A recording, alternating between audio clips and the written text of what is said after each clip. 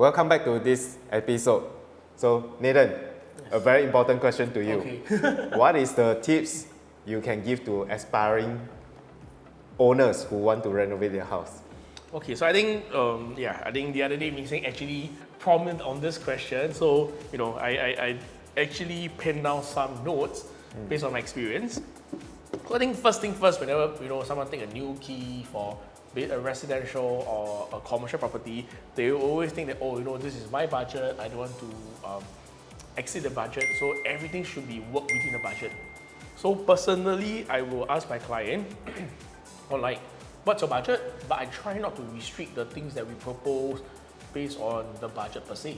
Because I think this brings me to my second point, because I always ask customers to, sit down, think about it, and know what you want, in terms of how you want your design to be, or maybe your business operational needs, and differentiate between your needs and wants, which these will be very important in the decision making on a later stage.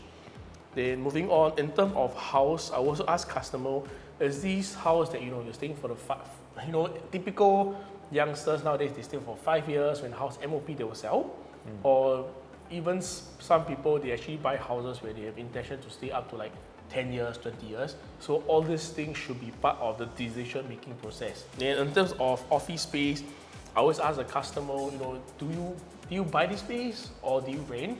And for space like maybe a spa salon, I'll ask the customer that, do you think an extensive renovation of a certain style will value add to your business and give the wholesome experience to a client? So I think if you realize, right, a lot of things revolve around needs, wants, but I don't want to speak about design, because I think your needs will determine your budget and then decide if you will want to spend more or less. So I mean, based on the customer needs and wants, usually what I will do is I'll come up with a proposal, a design. Then based on the preferred design and the proposal and the code, we will then work backwards to see if there are alternative materials. Like previously we shared about vinyl, tiles. So if it's a living space, a living room, and the customer say, I want the wood grain finish, but it's too expensive, I use tiles, then we can try vinyl. So this will significantly reduce the cost. So this is one method.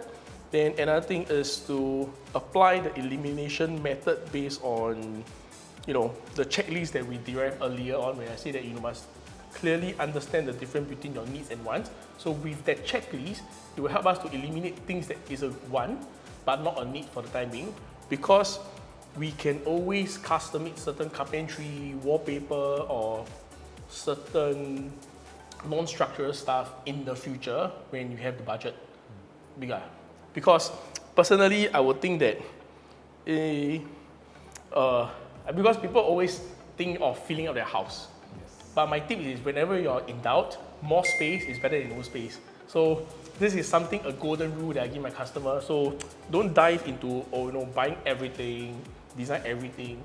So if you're in doubt, just sit down, think about it, and even doing in the future will not be an issue. Okay, I think one last tip in terms of budgeting, right, is project cost adds up along the way, because when it comes to design, renovation, things changes, depend on site condition, etc. So I think it's always important to manage the cost along the way, to find someone who is there with you, an experienced ID to walk you through, to explain to you each step, why he or she takes a certain decision and why he or she proposes something is important, than trying to do the whole renovation with a fixed cost. Because probably spending a couple of hundred, maybe thousand sometime, make more sense than saving these hundreds or thousands. Okay, thank you so much for sharing, Nathan. I really appreciate your time. I hope next time we have another opportunity to work again. Definitely. Yeah. I mean, probably we can see what else, your customer has any question, we can send out another time to do such sharing. Thank you, Ming Sing. Thank you. Thank you so much for your time. So if you like this series, please help me to like and subscribe to my YouTube channel. And if you have any further questions with regards to renovation, please leave your comment below, and I'll probably get Nathan to help me to answer some of the questions. So see you soon.